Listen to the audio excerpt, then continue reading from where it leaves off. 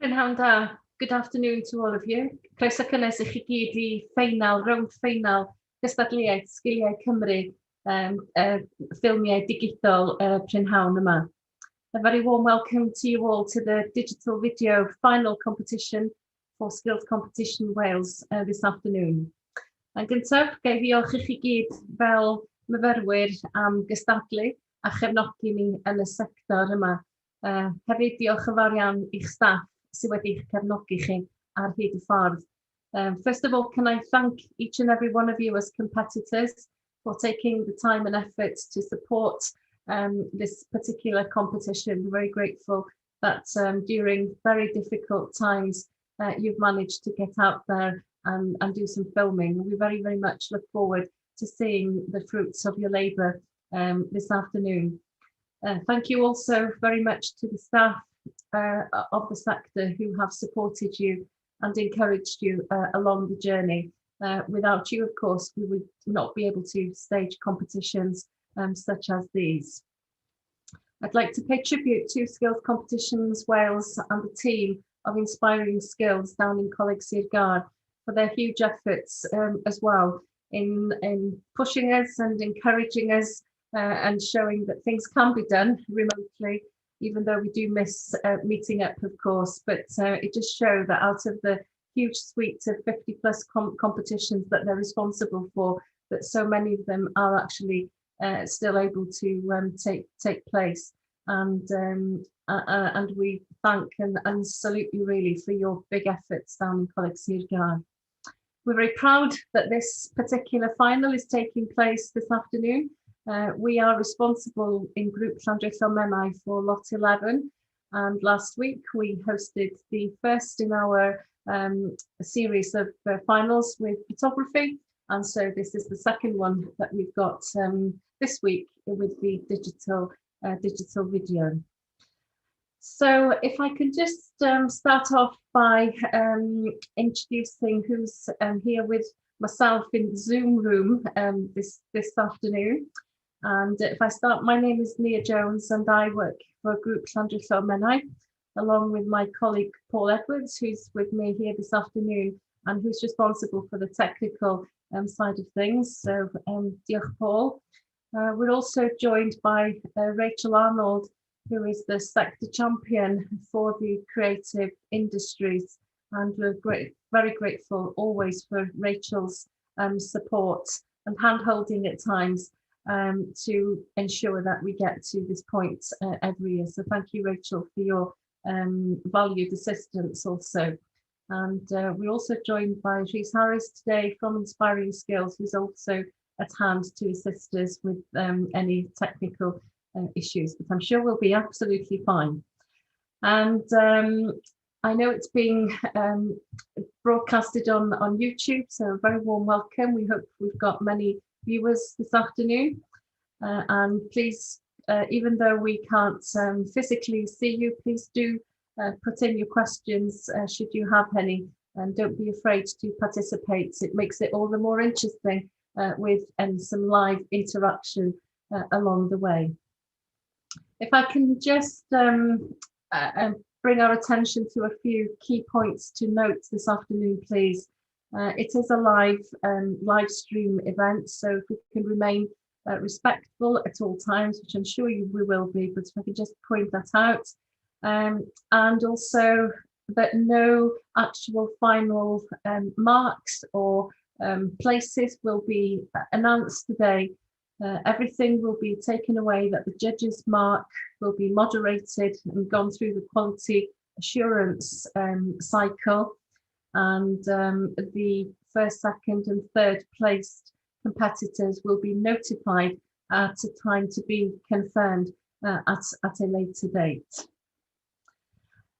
So if I can now pass on and ask please our two judges just to say a brief word about themselves. We're very grateful again for the judges' time and thank you for all the ease at which the correspondence has taken place between us over the past few weeks. And yn ddiolchgar iawn I chitha am eich amser a chymuned hefo ni hefyd. So if I can pass over to Sue Jeffries, first of all, to just say a little bit about yourself. Sue, diolch. First of all, apologies. I'm allergic to tree pollen, so my hay fever is quite bad. And I don't quite understand how you can get hay fever when you don't go out very much. So I'm not eating. I've got lozenges so that my voice doesn't go, which it's doing occasionally now. Basically, my background is in television and film. I started as a trainee production assistant a long, long time ago in what was HTV, now ITV Wales, and worked through all the kind of production jobs, if you like, from production assistant to production manager. Then I became a script supervisor for quite a few years, then a director, then a line producer, then a producer, and eventually a series producer. And I was a series producer for about 20 years, working mainly on drama, a certain amount of music and kids TV. So there's not a lot that I haven't seen before, but it's been a joy to watch these. I've really enjoyed watching the videos today, and I hope you'll have a nice afternoon watching them again. Great, diolch yn fawr, Sue. And I'd like to introduce the second judge, Rhys Beck. Rhys, gai basio drosodd I ti, diolch. Da, diolch yn fawr. Yes, I'm Rhys Beck. I'm the Education and Training Manager at Screenlines Wales. I've come from a slightly sort of more educational background. Sort of taught for a number of years before coming back into the industry via sort of a couple of media roles. I've previously worked with sort of film charity, and it's very heartening to see the standard today is sort of really high. Sort of normally you'd expect sort of a bit more of a variety, but the judging process was quite difficult. Trying to find things sort of to separate people and sort of, but it was sort of a pleasure to watch the films that are produced. Diolch yn fawr. Okay, so before we move on to the videos, just tell you a little bit about how the process of today, this afternoon, will work. So we'll introduce the film, and then we will ask the judges to comment briefly. Both judges will comment briefly on each film. Then we'll pass on to the second film and so forth. We have 7 films to watch in total today. And once we've completed the viewing and the judging, we will then pass over to Rachel to say a few words about some forthcoming training that's available. And then we have a session on a masterclass session from Ian in Wind. And so we think that in total, today's proceedings should be about an hour, 15 minutes or so, an hour, 30 minutes. So please sit back, make yourselves comfortable. And without further ado, we'll go to our running order, I think. Paul, thank you. So our first digital media production film this afternoon is from Aaron Boylan, and the title of his film is Please Select a Drink. Thank you.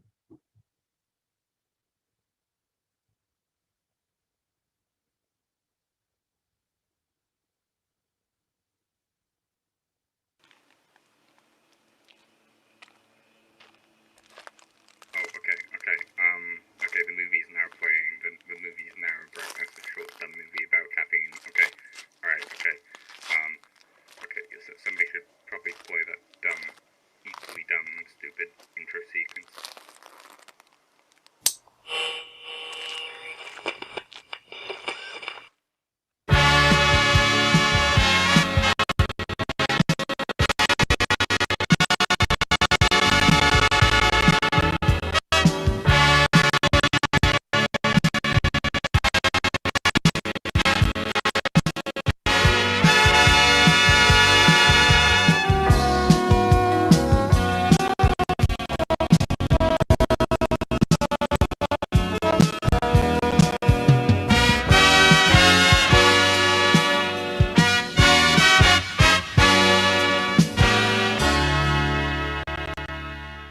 So, you walk into your local convenience store as you do every morning, quite normally. You get your drink you have every morning with no awareness nor care towards the drink's content whatsoever.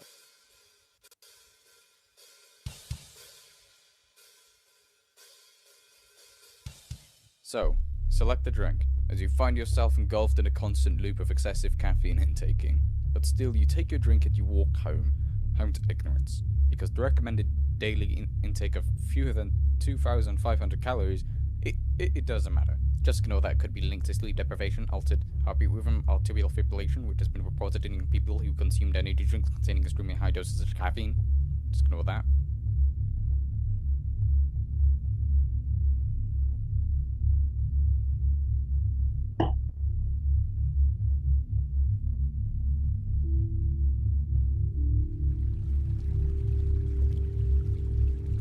Perhaps you consider your favorite drink a form of escapism, or perhaps you just consider it as sweet treats, but it comes to the point where it might be considered unhealthy and excessive, and you don't want that because it has consequences. So perhaps maybe you should try and change that, you know? Perhaps don't stop drinking them, perhaps limit them to a certain degree. Because to a certain point it becomes extremely unhealthy.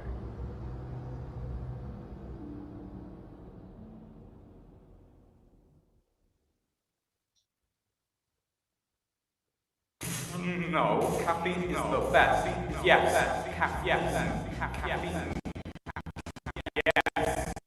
Yes. Yes.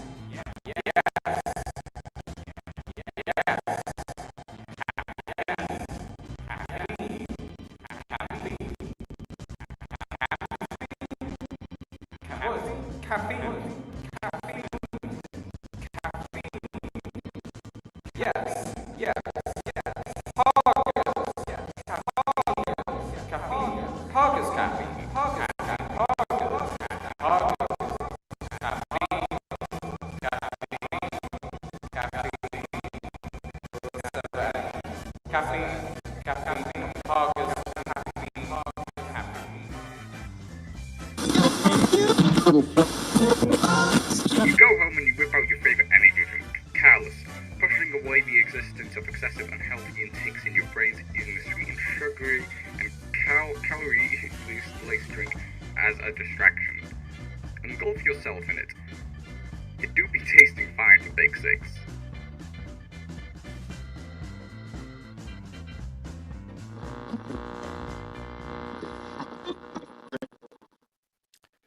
But is it too much?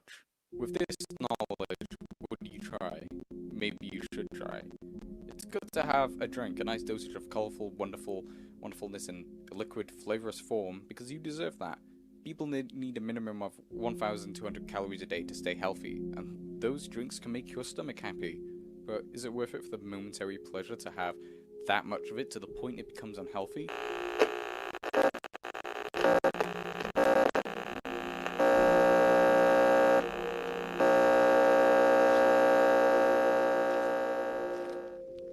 So next time you jump in your car to your local convenience store or garage to pick up a drink, just keep in mind that phrase, and think about that with care and awareness for yourself. Please select a drink.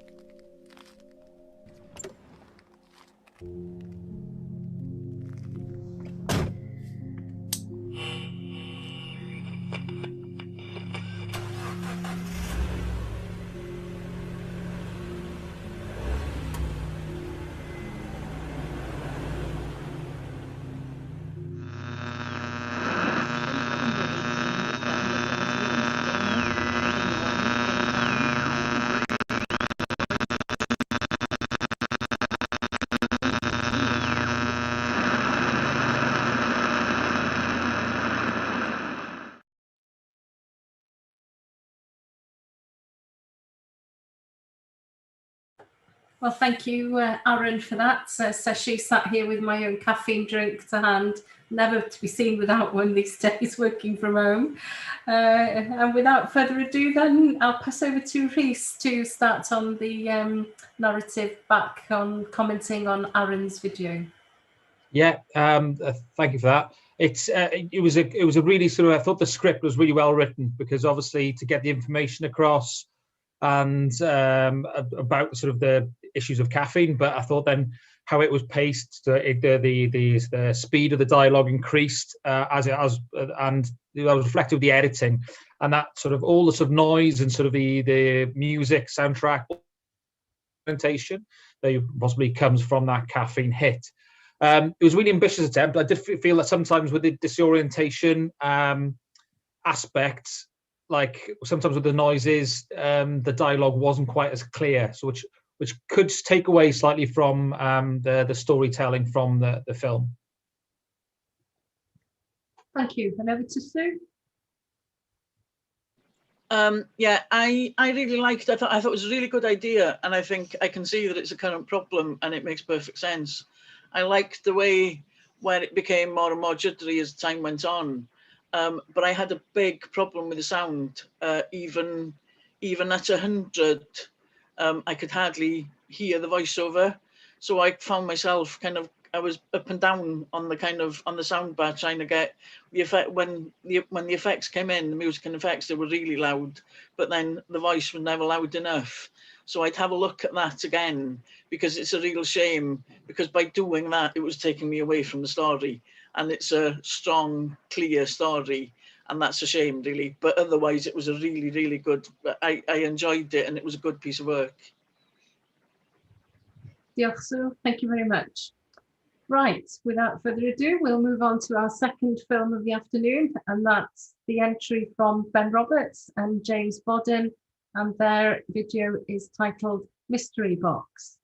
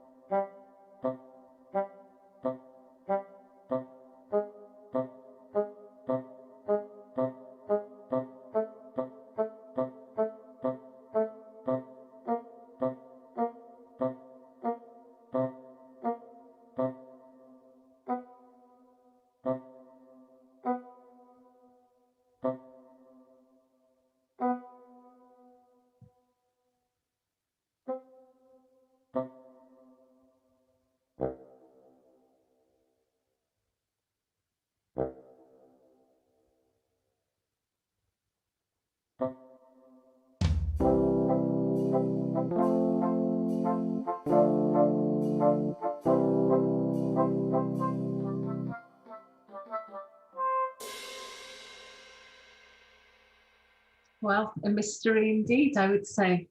Sue, over to you first, please. I loved this. I think it's kind of compelling. It brings you in straight away. It was a really good use of props and good use of location. And I like the fact that they had this kind of light end music that changed as the box became more and more menacing. As it's just got a really clear message that is just well conveyed. Yeah, I think a really simple story, but I think echoing what Sue said is that the music really complemented everything that was happening. It really felt that obviously the music was tailor-made to the to visuals, and I think that's a major thing. Audio, it's often great if you just take away all the kind of background audio that sort of, because unfortunately the cameras on devices tend to be very good nowadays, but not necessarily the microphones. So I thought it was really well planned and well executed. Great, thank you both. Diolch yn fawr iawn. Right, so our third film of the afternoon, we turn to Eloisa Jane Gemon there, and we'll watch her documentary, please. Thank you.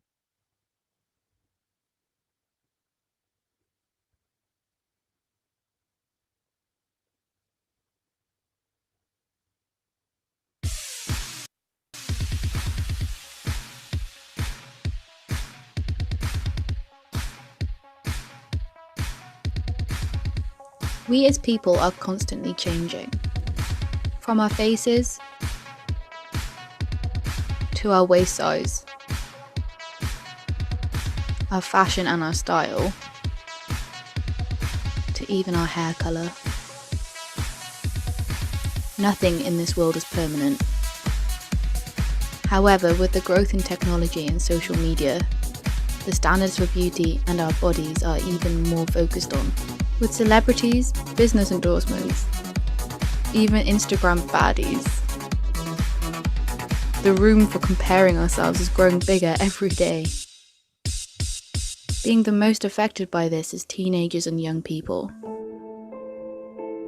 Statistics have shown that 1 in 3 UK teenagers are ashamed of their body.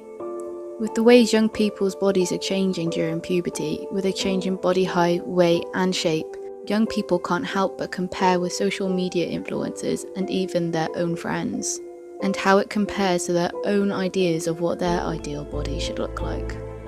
In one study, which followed 14 and 15-year-olds over a course of 3 years, found that internalization of these ideal body types as presented in the media led to a variety of negative emotions about appearance, which in turn then also led to unhealthy eating behaviours.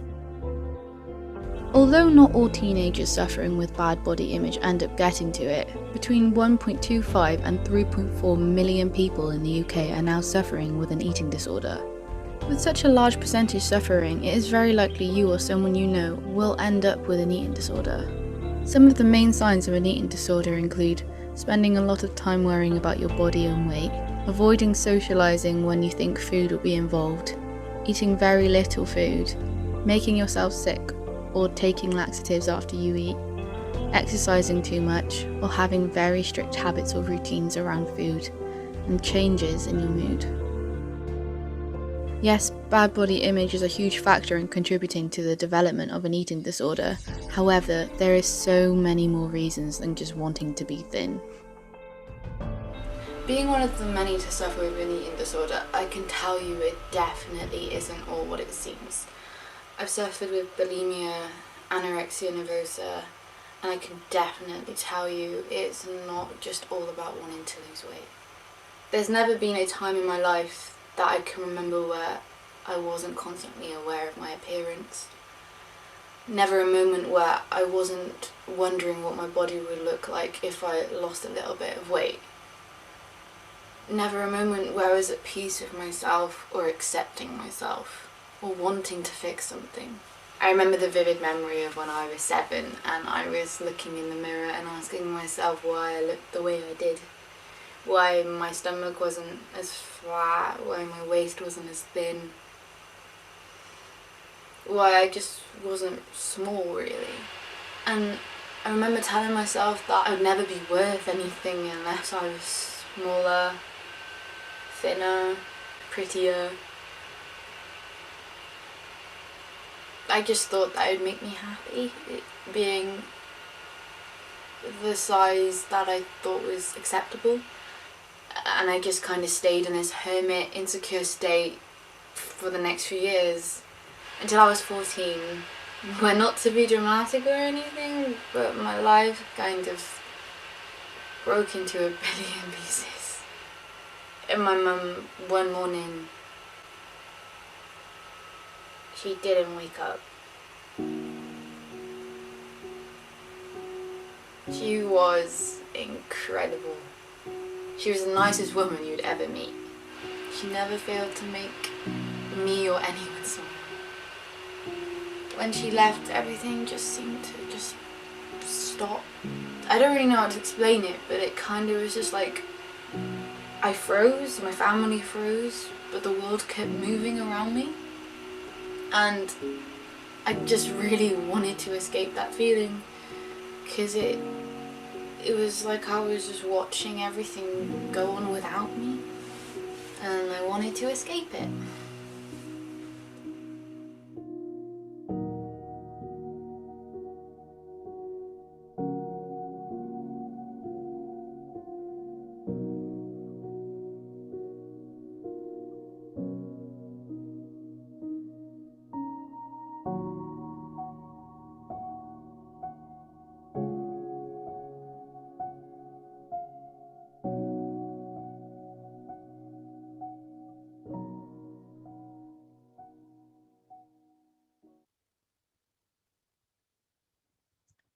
Okay, thank you, Alicia, for that film.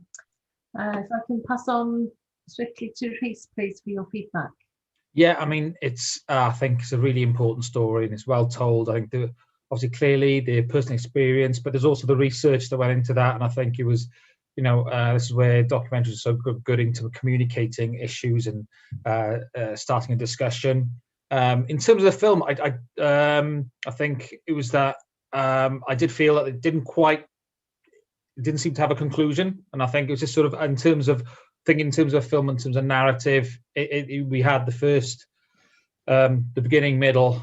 We didn't seem to sort of come to an end in terms of like, and maybe seeing that actually different type of reflection or something towards the end. But it was a really important sort of topics covered and well delivered. Sue? Yeah, I agree with his. I thought it was a really powerful piece of work. But also, as he says, it didn't quite come. You wanted to know where the narrator is now when you don't quite get to that stage, really. You're still there with a big question mark over what's happening now. I thought I really liked the use of different kinds, the going backwards and forwards between stills and video and library stuff. And there were loads, the use of stats and all that kind of thing I thought was really, really good. This is how difficult, though, this judging process has been between Rhys and I. We're kind of splitting hairs here. The rules of the competition said that the pieces should be under 5 minutes, and this is 5:20 or something long. So, it's slightly over. And I think it could, with a little bit more reworking, you could bring it to its natural conclusion, and it could feel more like a short story, if you see what I mean. And it could feel like something with the beginning, middle, and the ending that Rhys is talking about, really. It just needs a tiny little bit more work to make it perfect. Yeah, so thank you. And we move on to Gareth Price next with a title that's become so familiar to us all over the past 12 months, of course. The title of this film is Lockdown.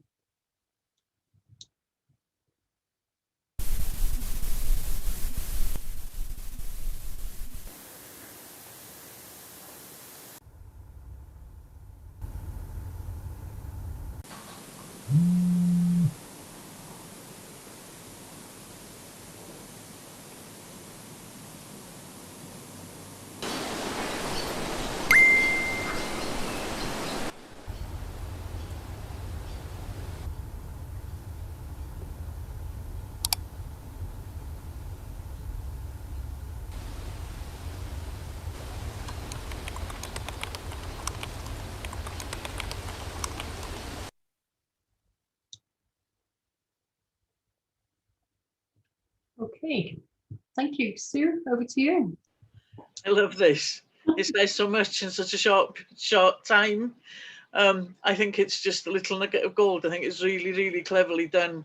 Again, though, I think the soundtrack needs some work on it. It could have something else, some piece of music. Now I'm talking out loud. It feels as if I'm going on about sound a lot. But I'm one of those producers that has always felt that good sound makes for good pictures, basically. There's nothing better than being at the end of your process and you put the final lay down of sound and you see your pictures come alive. And I think that's something that this process teaches everybody. And yeah, the animation is great, but the sound needs a little bit of work.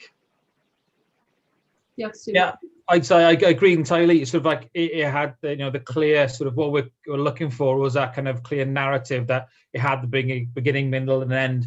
So one of the things we're really looking for within a short film. I could see the kind of that white noise was good in terms of maybe reinforcing that idea of isolation.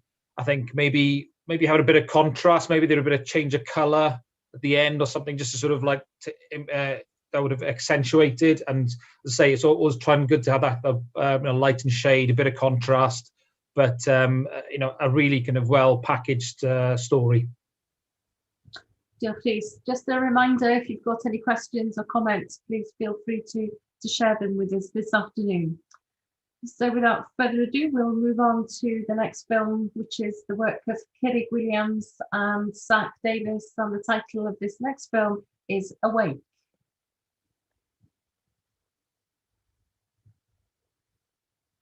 This is Dr. Alan Fisher, 26th of May 1988, day 16 of our search and rescue expedition.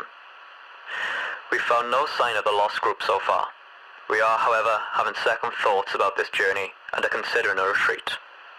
We have suffered fatalities. I'm sure they won't be the only ones. I urge anyone and everyone to stay clear of this land and the horrors that roam it.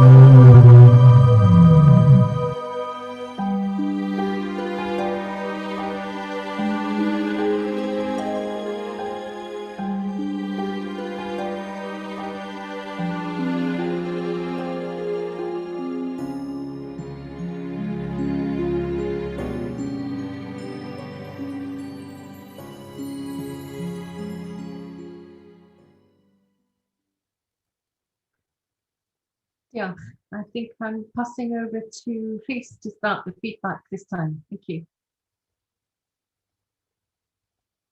Sorry. Yes, yeah, I thought that was sort of a really impressive cinematography. You know, the visuals were great.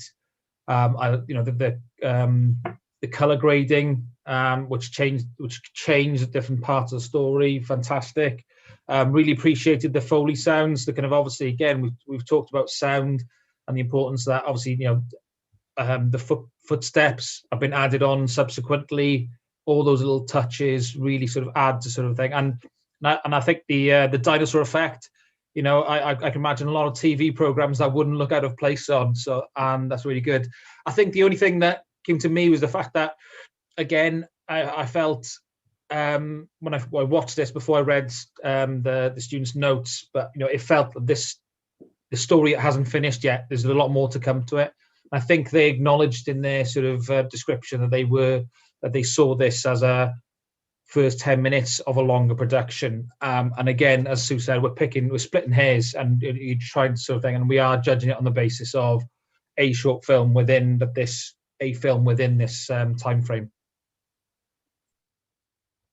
Yeah, so Guess what? I'm going to talk about sound again.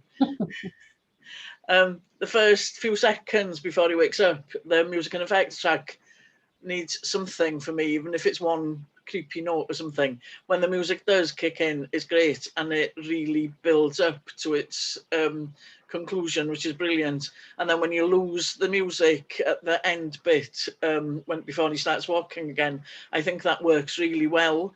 So if it was me, if I was producing this or executive producing it, I'd ask my guys to have another look at the beginning just to see if we could bring something to make it just a little bit, give a little bit more atmosphere at the beginning, and it would make it a lot stronger, I think. But I agree with everything Lisa said. My notes just say it's really competent camera work, editing work, CGI is great. Yeah, and that final reveal was brilliant. yeah, thank you. Okay, we move on now to the two pieces production, and their film is entitled The Right Guy.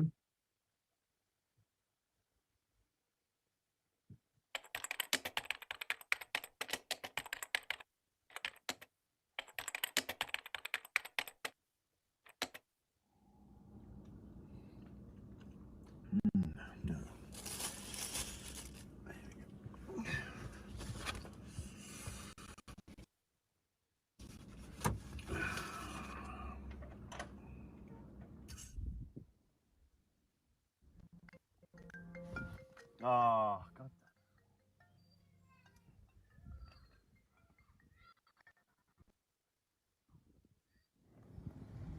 What? Hello to you too, Maddox. It's not done yet. I know. My GPS shows him about to arrive. Don't mess this up.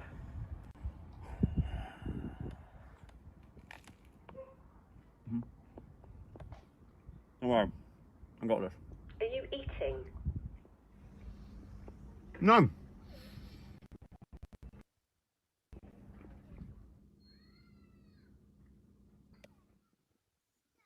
Gotta go. He's here. Wait,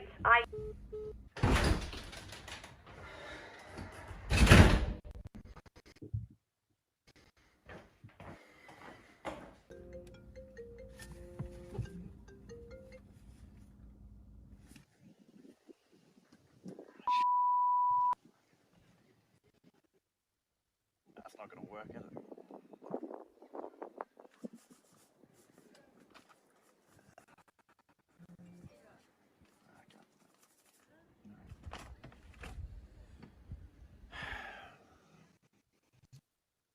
Gotta be you.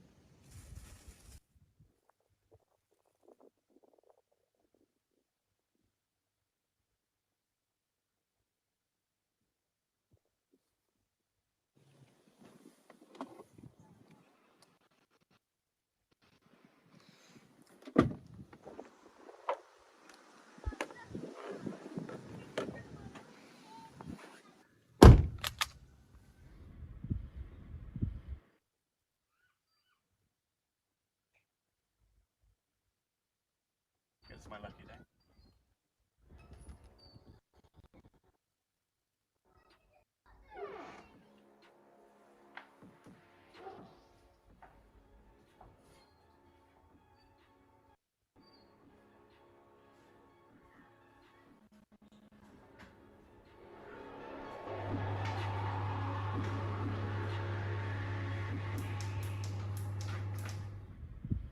Well, man, like, you take whatever you want. I don't want to... Mr. Trundle says hello. Who?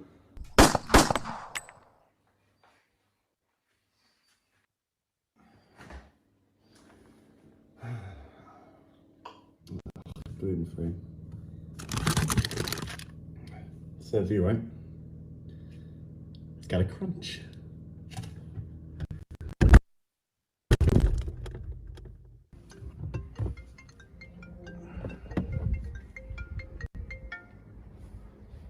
Yeah. Don't worry. You've got nothing to worry about. I tried to call you. Yeah. You stopped off at the shop. You'll be arriving any second now. Have you got me? Don't worry. I won't fuck this up.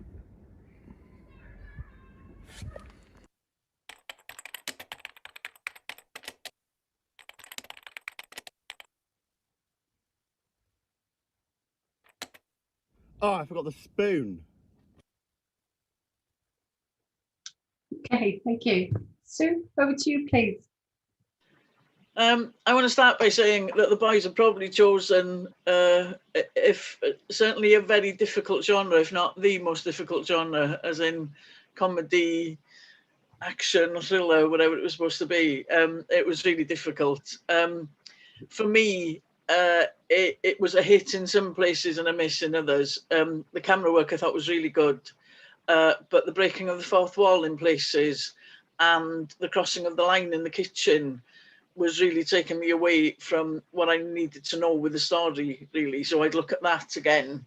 I know there are directors, and I did it myself actually, that will use it as a tool to disconcert an audience, but it wasn't obvious enough for that. It needed to be more obvious, because at the minute it just looks like a little bit of a mistake.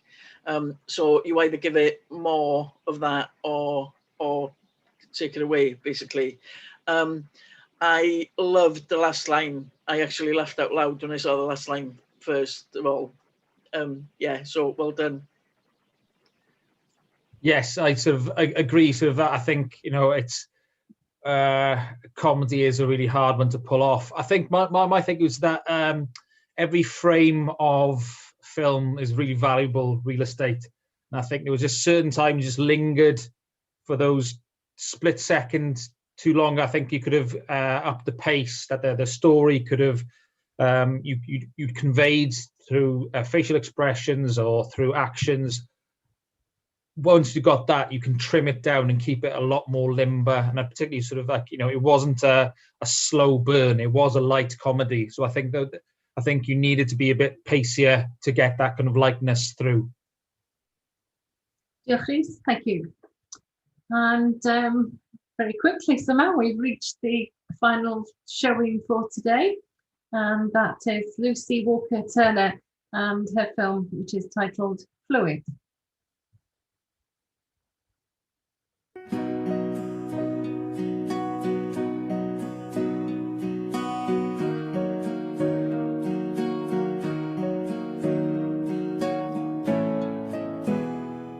I sat on the floor, looked up at my mom as she looked in the mirror, put her lipstick on, and I wished it was mine. One day after school, she caught me wearing her dress, put me over her knee, said to pray and confess.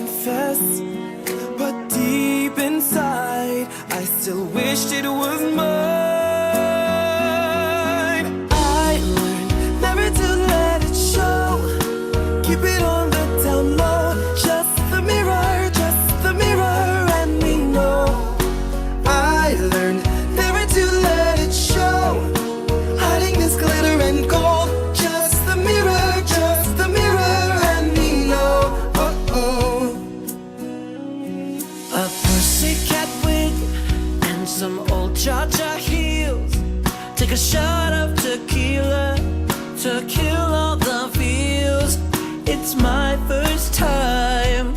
I walk in the club, I walk straight to the back, and I catch my reflection.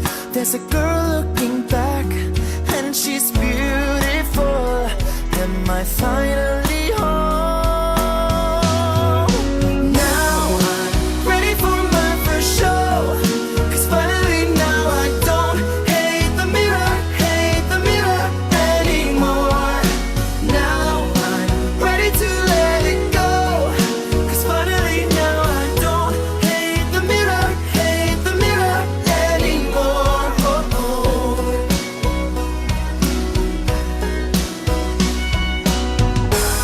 All the hours perfecting my art, put concealer on my broken heart for this queer fascination. Oh, the most powerful thing you can do is become the image of your own imagination. Now I'm ready to shine my light. It's different now 'cause I love the mirror every time. Now I'm ready to fight the fight. It's different now 'cause I love the mirror every time. Oh, oh. The most powerful thing you can do is become the image of your own imagination.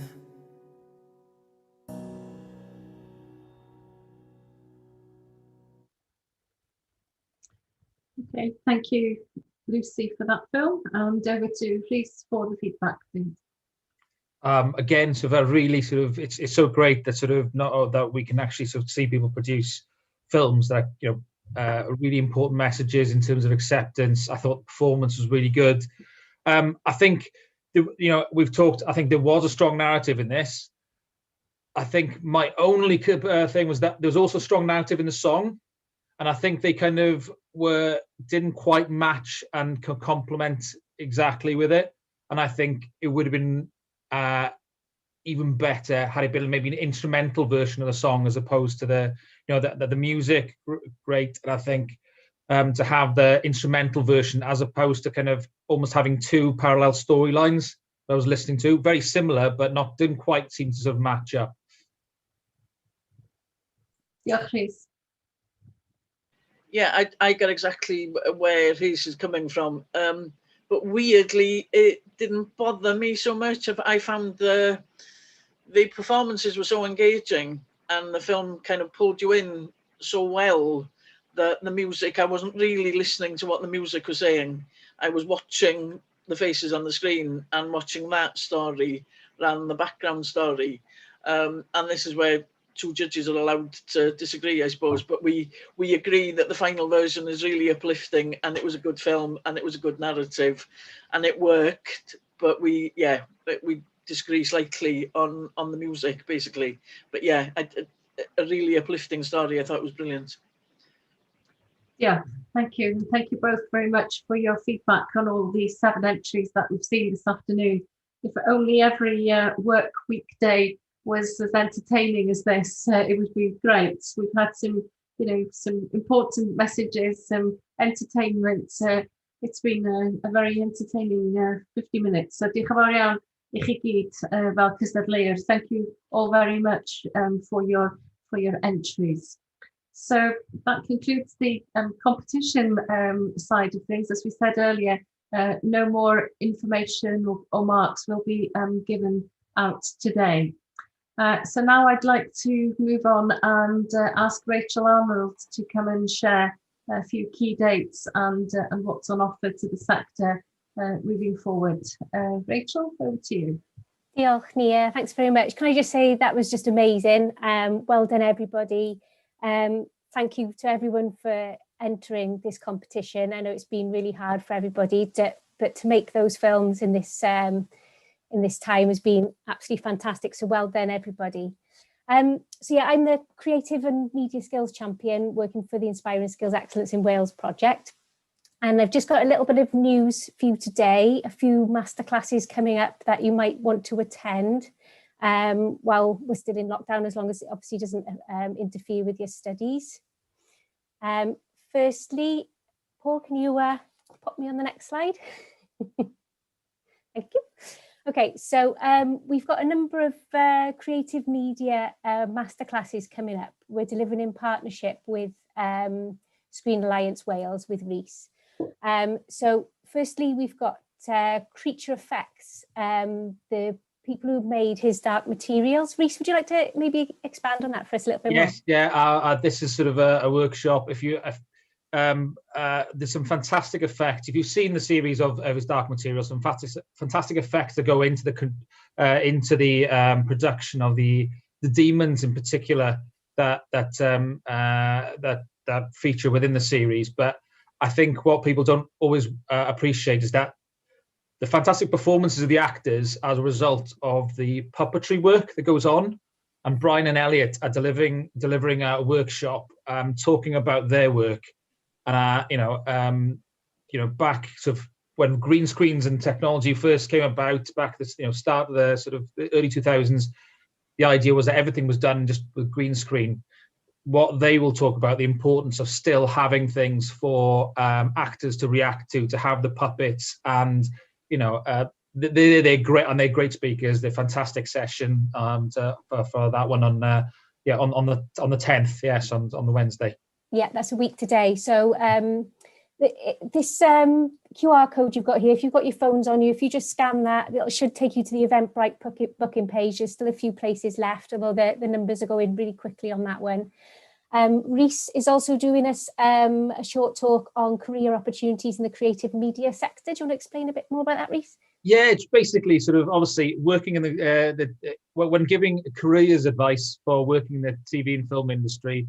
I often sort of wish it would be quite as easy if somebody comes to me and asks me how you want to be a doctor, I can quickly sort of find you sort of the qualifications you need, what sort of institutions will be able to train you up with sort of working in the TV and film industry. There is a massive spectrum of pathways that people can use, but there are certain tips that we sort of talk about and things that you can do to improve your sort of approach to the industry and maybe get you to think forward and sort of and prepare yourselves if you're sort of still in school and so that you can still work things you can work on and spend time on before you are actually entering the workplace.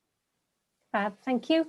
And lastly, we've got Suzanne Phillips, who's a successful director, who's got a short talk for us next Thursday. Do you say a bit about that as well, Rhys, please? Yes, and it's just the fact, obviously, you can never sort of, there's no substitute for hearing voices of experience and hearing different voices as well. So I think Suzanne will bring sort of a huge amount of insight into working in the industry. And I think it's good to hear different approaches. And I think it's an important skill set that I'll be covering, is that it's important to listen to everybody's different career pathways and hopefully be inspired and adapt that to your sort of how you progress into the industry. Yeah, absolutely. And likewise, we've got another freelance filmmaker, Steve Bolschweiler. He's delivering a session on the 24th of March. He's just had a new baby, so we've had to push him back to the end of March. In other areas, you might like to attend some photography ones. We've got Introduction to Astrophotography and Outdoor Photography and Lightroom sessions as well, but they're all on the Eventbrite booking page that you got there. I'll also be sending this presentation out to your tutors, so if you don't manage to book on here, just ask your tutors and we'll be able to hopefully share this presentation with you so you can get the links there. Okay, next slide please, Paul. Thanks. Okay, for the tutors then as well, if there's any tutors watching, there is a Slack platform that we've got to share good practice amongst all the tutors across Wales in the creative media sector, putting up links to upcoming CPD, getting your feedback about things, how we can help, finding out about skills competitions in Wales and the UK, and just general networking. So again, there's a QR code for that to join, or if you want to email me directly, most of you as tutors have got my email address and I can add you to the platform. Okay, next slide please, Paul. So as a result of today's competition, you're all probably wondering when you find out who's won. We are going to have a celebration event, but we haven't got the date confirmed yet. As soon as we know that, I'll be sending that information out to your tutors, and Nia will probably send it out to you guys directly as well. So we'll, yeah, that is currently open for debate, but it won't be too long. Hopefully by May we should have the celebration event up and running. For your next step now, you've done this entered World Skills Competition Wales, which is fantastic. The next step for you could be entering World Skills UK. So it's a similar sort of competition, but there's a potential that the final is in the NEC in Birmingham in November. So again, this is currently all potentially slightly up in the air, depending on how COVID vaccinations go and the guidelines given by the government. But there is an opportunity for you to enter as a team for each college into the World Skills UK competition. There's the link there to the website. Again, I'll be sending this out to your tutors, so you can ask your tutors to take part. Coming up next, I've got a short masterclass from Ian Wind, who's from North Warwickshire and Hinckley College.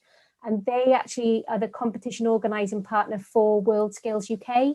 So Ian's just going to give you a little talk about entering World Skills, the benefits of entering the competitions, what the judges look for, and what you can expect in entering that competition. Next, for tutors, we will be having a steering group coming up to shape next year's competition, and I'm hoping Rhys and Sue will be able to input into that as well to help develop our competition more for next year, or any feedback that you've got as competitors for taking part in how you think we can develop the competition next year would be great. Hopefully next year we can be back together in person, which would be amazing. We were just saying 2 years ago, we were up in North Wales in the fantastic Pontio Centre there with a really fantastic venue. And last year we were in University of South Wales Atrium. So fingers crossed next year we can all be back together. And lastly, if you have enjoyed taking part in competition, if you want something else to add to your CV, there is an ambassador programme for students where you can promote taking part in competition or just promote the benefits of vocational learning.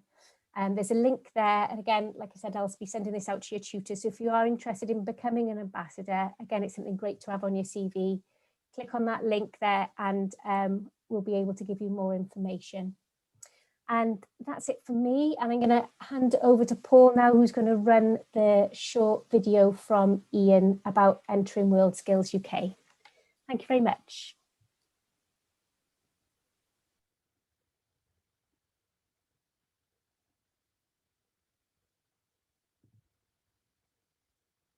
I'm Ian from North Warwickshire and Hinckley College.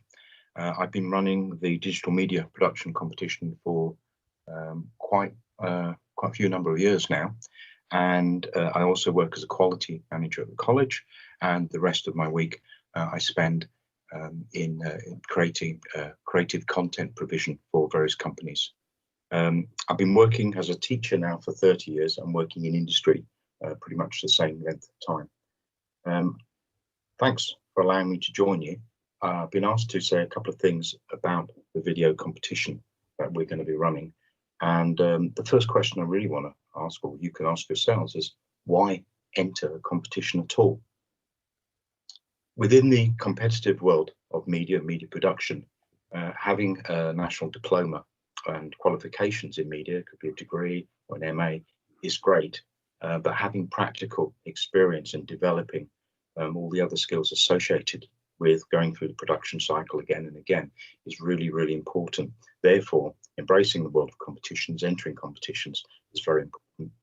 Builds resilience, extends your skill base, and takes you way out of your comfort zone. It's not like responding to a brief like a brief that you would get from BTEC or one of the other awarding bodies. It's more akin to responding to a brief that you might receive from industry, which is much more like reality when moving forward within work. There are other things you can do apart from competitions, which I'm a great fan of course, but I'm also a great fan of doing commercial or commissioned work, of doing residential work, live projects, setting up your own business and producing work for clients, voluntary work within media, etc., and video production. All of those avenues are open to you.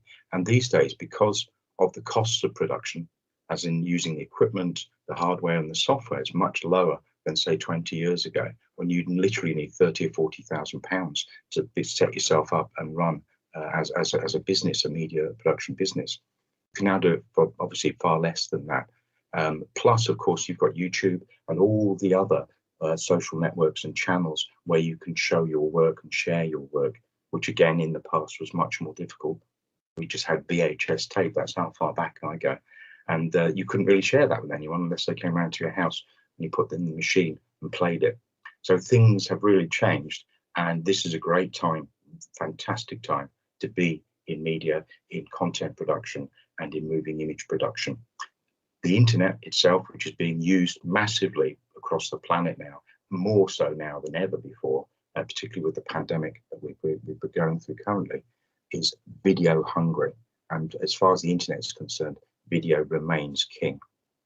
So there's a couple of reasons really why you should enter competitions. And my final reason really is why not? Why wouldn't you? If there's an opportunity to shine, to develop and to showcase your own skills and work collaboratively with a team to do that. The next thing I wanted to talk about very briefly was the finals, which I'm hoping we get students through to for November, which always take place at the NEC. And a little description really around the finals. So once you've gone through passive stage and semi-finals and so on, we usually take about 5 teams through to the NEC. So what's that like? It's incomparable to anything else because you're taken away from where you are at your college and your home and then shipped out to a hotel somewhere near the NEC with your group, with your team. And basically the only people you will meet will be the judges and the other teams. And you are in competition, live competition. You're given a brief on the day that you arrive and you have to work as a team productively on that particular brief with no support, no help during the day from any of your tutors. Within the NEC itself, where all the other competitors are for World Skills UK, you're one of the few people who actually leave the stand where you're doing your main work. There's edit stations there, all the camera equipment that you need, and the judge's office is there as well.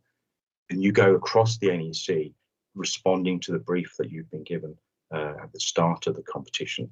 So it's quite unusual in terms of competitors because you're allowed off the stand. Weirdly, the judges follow you around and make notes and compare their notes with one another. And they have a judges conflab at the end of each day to talk about the progress that each group is making in terms of responding to the brief. Progress, as with all briefs, you'll respond to the pre-production part, which is the planning, research, and the organisation side of things. Then the actual production itself, which is the recording, and then the post-production, the editing at the end. Obviously, the editing and the recording overlap during the process of the 2.5 days that you're there. You have to hand over the finished exported video by, it's usually about 12 o'clock on the final day. And that's taken away and judged and combined with the judge's commentary and remarks during the course of the competition. So during the day, you're at the NEC, working extremely hard and under quite a lot of pressure to get the job done, as you would do in industry, get it done on time and working to schedule. And then in the evening, you're taken back to the hotel where we hope you're going to relax. You're not allowed to take any work with you or do any more work on the competition, and then back in again the next day. The awards ceremony takes place at the very last day of the competition, and that's when the winning team is announced. So where everyone is present for that, which is quite an occasion, really.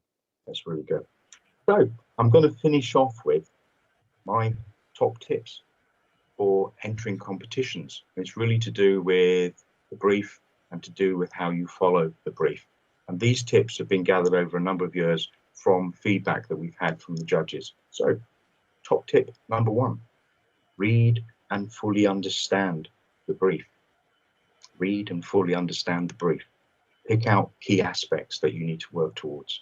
That would apply to a competition brief, a client's brief, or even a unit brief that you were doing as part of your course. So that's number 1. Number 2 is understand and discuss the judging criteria and how it links to the brief. What is it the judges want to see, and how are you going to demonstrate that? How are you going to make sure you're able to show them all of those things that they've been asking for within their criteria?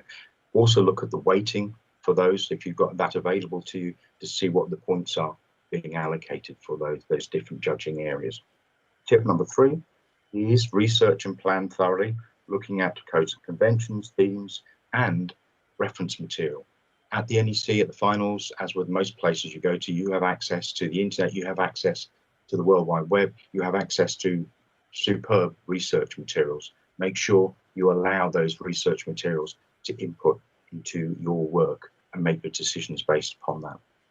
Tip number 4 is use your resources well, use the kit well, the time you're allocated, your team, your colleagues, your peers, the skills and creativity that you have, your communication skills, your project management skills, your workflow skills, your logistics skills, because at the NEC, you have to move around and film in different places. It's a very big environment. So you need to actually work things out logistically around where you're going to be, how long it'll take to get there, who you're going to meet when you're there, etc. So you're not wasting any time, because time is very, very precious in the finals.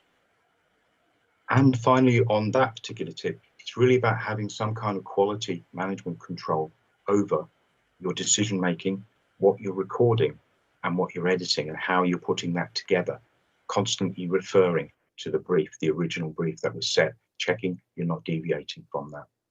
And finally, tip number 5, read and understand the brief. It's really, really important. That's the thing that's been stressed most of all by judges, is that some of our teams have wavered or moved away from the brief, or not fully addressed all elements of the brief. So that final was the first tip, and the 5th tip as well, read and understand the brief. One final thing, which I think I ought to add, which is not really a top tip, but it's just a prerequisite for working within media industries. In all my conversations with companies that we've set up work placements with, the students and with industry links that we have, we've always said, what's the one thing you want from the students that we send you? And their answer is always the same: passion. Nobody can teach you passion. You have that naturally. So develop your passion for your subject and make sure passion is at the heart of everything you do. Have a great day today. It's been really nice talking to you. Bye now. Thank you, Ian, for that film and some useful tips there, I think, for all of us moving forward. So that brings us to the end of today's competition, our final competition. Again, can I thank Sue and Rhys for talking us through each competitor with some constructive feedback there. All that remains for me to do really is to wish you all, as young people, all the best with your future studies this year and in your future choice of courses and careers ultimately. And again, thank you very much for your support. We do greatly appreciate it. Diolch yn fawr iawn I chi gyd am eich cefnogaeth pnawn 'ma. Cadwch yn saff bawb, keep safe, a hwyl fawr I chi gyd. Diolch yn fawr.